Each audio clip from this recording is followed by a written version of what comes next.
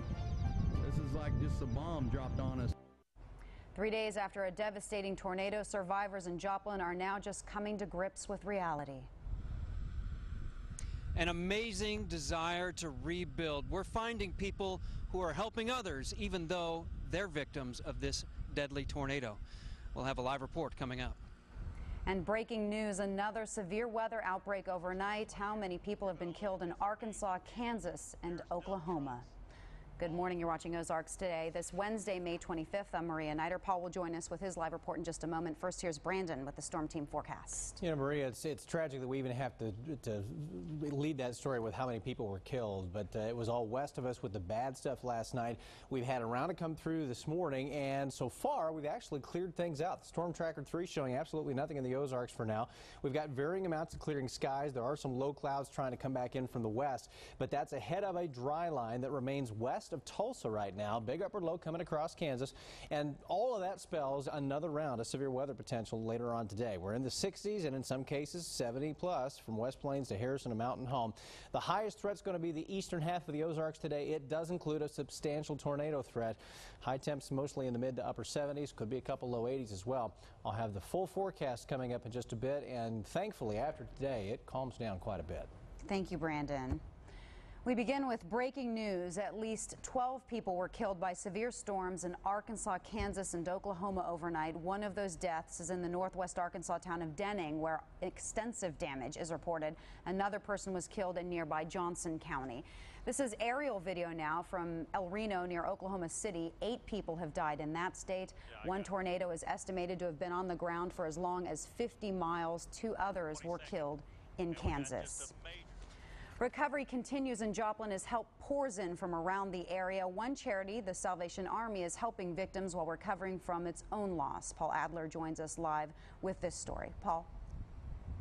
Maria, this has been rated an EF5 tornado, and EF5 meaning winds hit 200 miles per hour or greater. 123 people died in this tornado that swept through Joplin, and the newest numbers we have this morning, 8,000 buildings damaged or destroyed.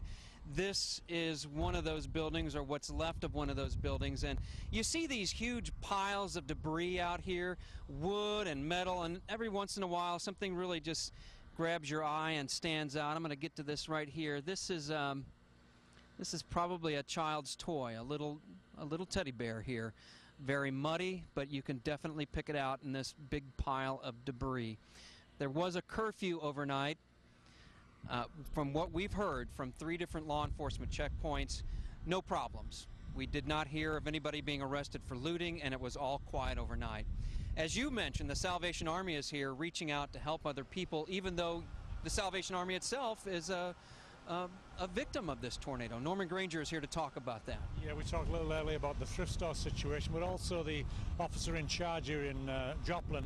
Their house was really damaged quite a lot, and we brought the Salvation Army thrift store truck up from Springfield, Missouri to take out valuables yesterday.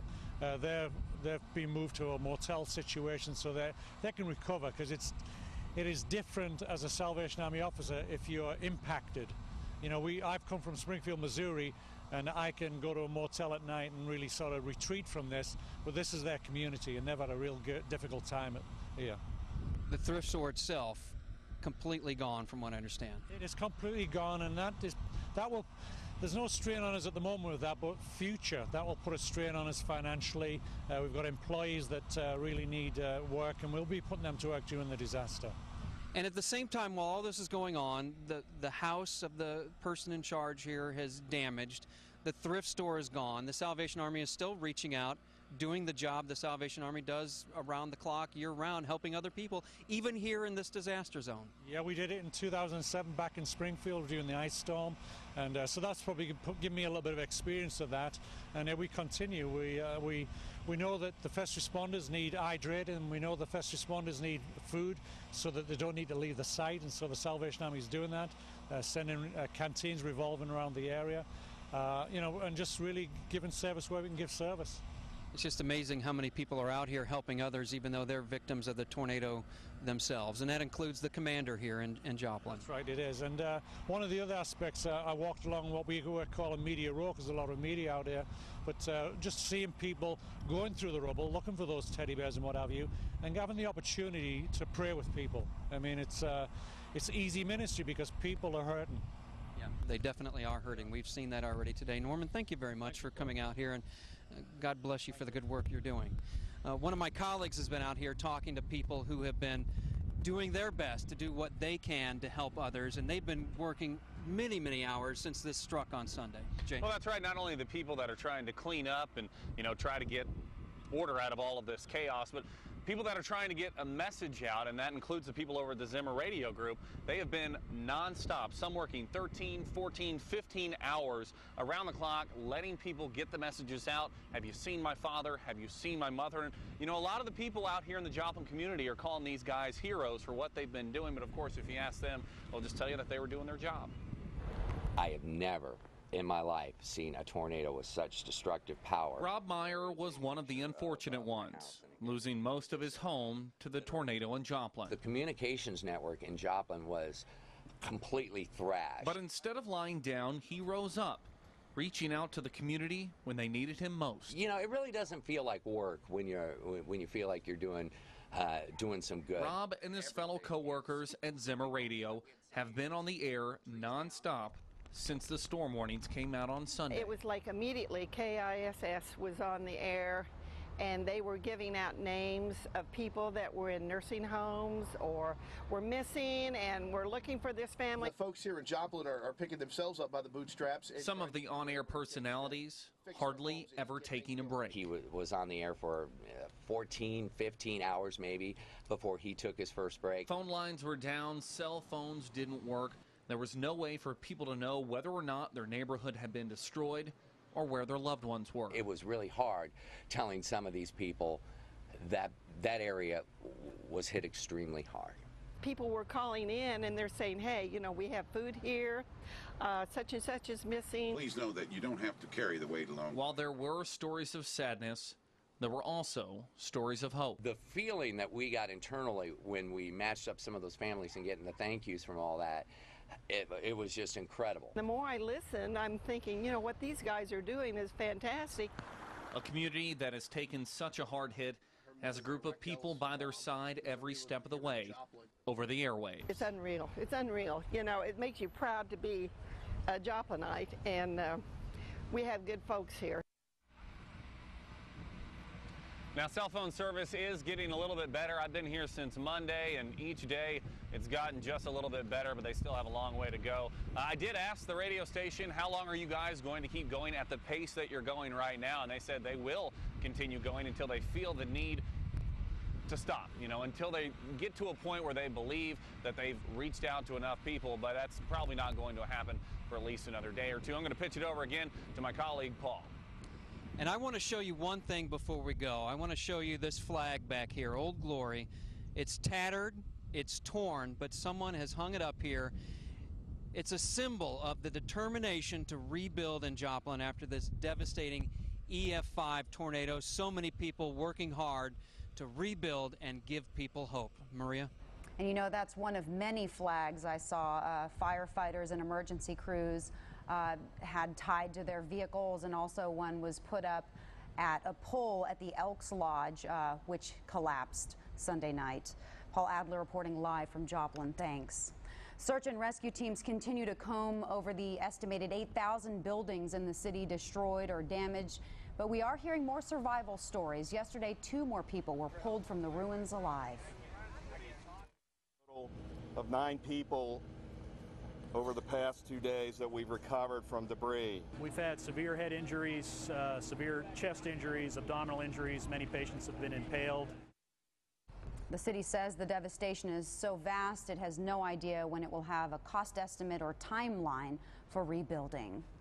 Your time now is 6:39, 63 degrees in Springfield. Brandon's next with your Storm Team forecast, and when we have another threat for severe weather and possibly tornadoes in the Ozarks. More breaking news to report. The deputy sheriff in Franklin County in Arkansas is reporting a third death in Denning from the overnight storm outbreak. So a third person killed in Denning, that's just east of Fort Smith, and apparently there's extensive damage there, including a fire station. You know, as a meteorologist, I sit here and think, in today's age, with Doppler radar and typically very good lead warning time, I mean, Joplin had 25 minutes between when the warning was issued and when it hit. People sure felt like they didn't have that. Right, they exactly. felt that way, but it's a matter of, do you get the information? And that's why a weather radio is so important, because that thing will wake you up out of a dead sleep.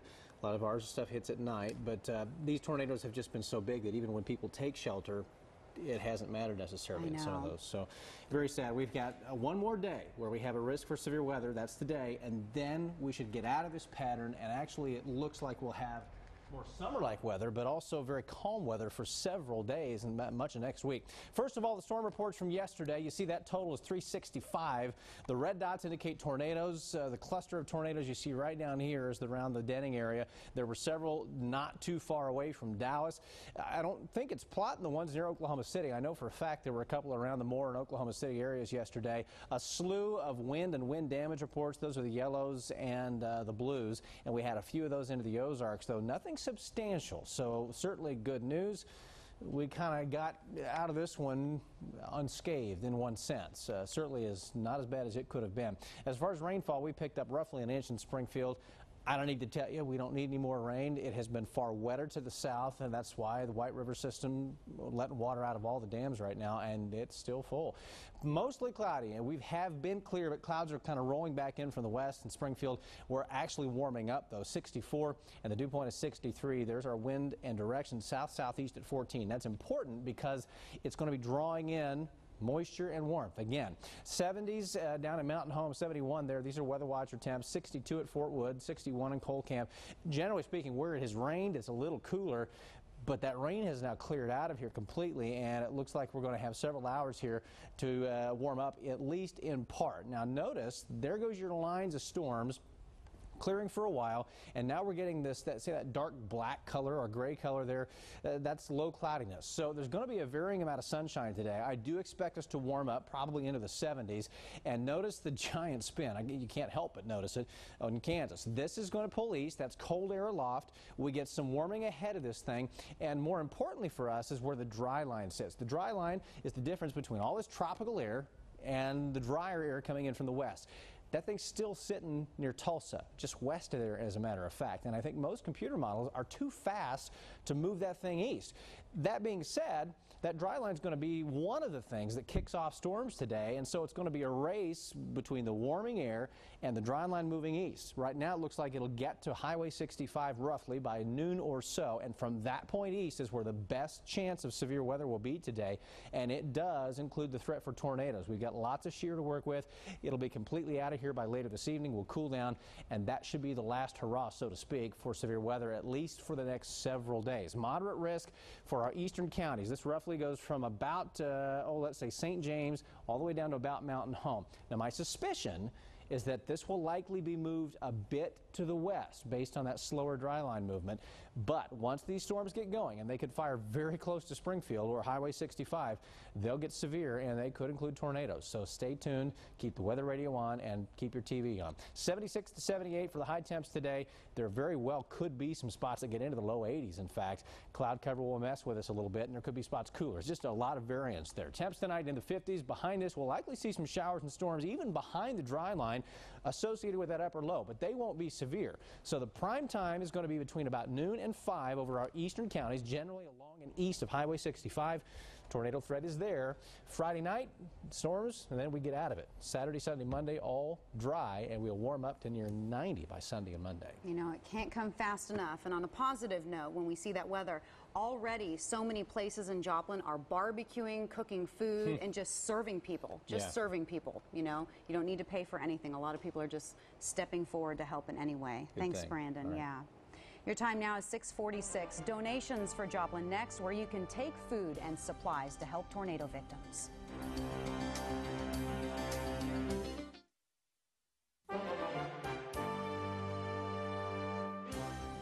Good morning. Your time now coming up on 6:49, 63 degrees and extremely cloudy out there, as you can see live on our tower cam. In a few minutes, Brandon will recap your storm team forecast when we have a risk for more severe weather, plus when calmer, drier, and warmer weather is on the way. So many people rushed to Joplin to help after Sunday's EF5 tornado, and there's been an incredible outpouring of support from the community with donations. Several businesses and organizations are collecting basic items to pass out to victims. People at OTC are using the truck driving school semis to load up those donations. Clear Channel Communications teamed up with the Ozarks Food Harvest to fill several trucks with those necessities. Workers say the need is great and we need to act now. Here we are filling a truck today, and we'll get it over there by the end of the week. But we need to remember as a community to step up for the next several weeks, even probably the next several months, and do everything we can to help, because it's going to take a long time for these people to get back up on their feet. We have more resources for you at KY3.com to find out how and where to donate money, clothing, food, and even volunteer your time. Time now is 6:50.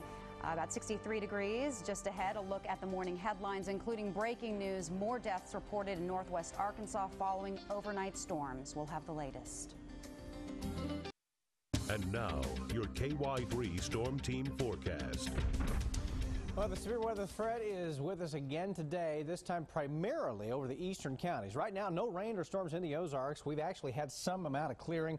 Clouds, though, trying to build back in. That may play a role. A lot of at least small uncertainties that could change this. But right now, looks like from about Highway 65 east, there will be another threat for tornadoes again today. Mid to upper 60s right now. In fact, in some cases, already beginning to warm up a bit. Mid to upper 70s expected for our high. Could be a couple low 80s where the sun is a little more prevalent. But scattered storms again later this afternoon. Some of those could be severe, and a tornado threat comes along with it. Thank you, Brandon. We're following breaking news. Severe storms in western Arkansas have now claimed at least 3 lives. One of those deaths is in the town of Denning in Franklin County, where extensive damage is being reported at several buildings, including a fire station. Another person also died in Etna in Franklin County, and one more fatality reported in nearby Johnson County. Storms also killed 10 people in Oklahoma and 2 in Kansas. Today marks 1 month since an elderly couple was murdered in their home near southwest Springfield. Donald and Helen Willingham were stabbed to death on the morning of April 25th, the day after Easter. No suspect has been named, but the Greene County Sheriff's Office tells us solving this case remains a top priority.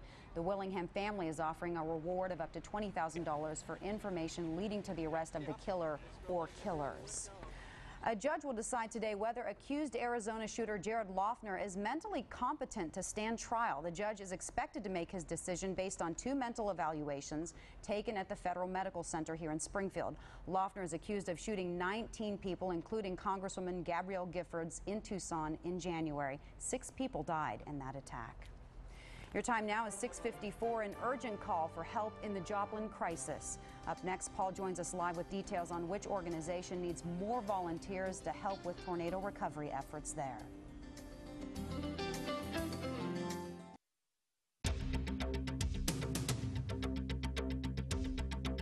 We're following new developments in Joplin. The National Weather Service has increased the rating for that tornado in Joplin to an EF5 now. That means the twister-packed winds of more than 200 miles per hour, killing at least 123 people in its path. Rescuers pulled 2 more people alive from the debris yesterday. Paul joins us live now with a look at the rescue and recovery efforts. 8,000 buildings we know now damaged or destroyed, Paul, and at least 10,000 people without electricity. So many people need help, and there are a number of organizations here doing that. The Salvation Army, we've talked to them this morning. Feeding America, we talked to them. Feeding America is working with Ozarks Food Harvest. And we're here with Kathy Lewis of Crosslines Churches of the Joplin area, and you are doing your best to help the people devastated by this tornado. You, though, need some help to accomplish that.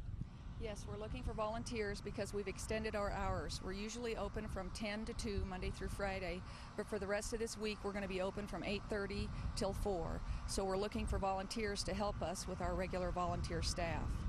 How many people do you need, and do they need any type of training to be able to help you feed other people? No, they don't need any training, and depending on how many folks we have coming in for services, 10, 12 maybe, but we'll need that many through through the hours that we're open. People out there who might be thinking about volunteering, what are they going to be cooking? Are they going to be putting food into bags so the tornado survivors can take those bags away? What will happen? Actually, we'll be giving food out of our food pantry. We don't fix meals at Crosslines, but they will be filling food orders and stocking the shelves. We also have a clothing bank, so they'll be going through clothing. We're going this morning to pick up a half a semi-load full of donated clothing. So all that clothing will need to be sorted and hung up on the hangers and put out on our racks. And so we'll need lots of help with that also. All right, and you have a phone number. In fact, it's your own phone that you want people to call and offer their help if they want to come volunteer with Crosslines of Joplin. Yes, and my cell phone number is 417-434-5425. Our phones at the office and our internet are still not up. Like so many people. One more time on the number. 417-434-5425. Thank you very much, Kathy. Appreciate all you're doing to help the people here. Maria, we'll send it back to you. Just, Paul, a quick question I wanted to ask you if you can give us an update on the grid searches. I know that the rescue teams, search and rescue, are back out there again this morning. They are back out there. They are on round 3, from what I understand, of searching those 16 quadrants. There are 16 different quadrants they're searching through. They've broken down the tornado damage areas into those 16 areas. And then they send out a team into each one of those individual areas, and they say, this is your quadrant.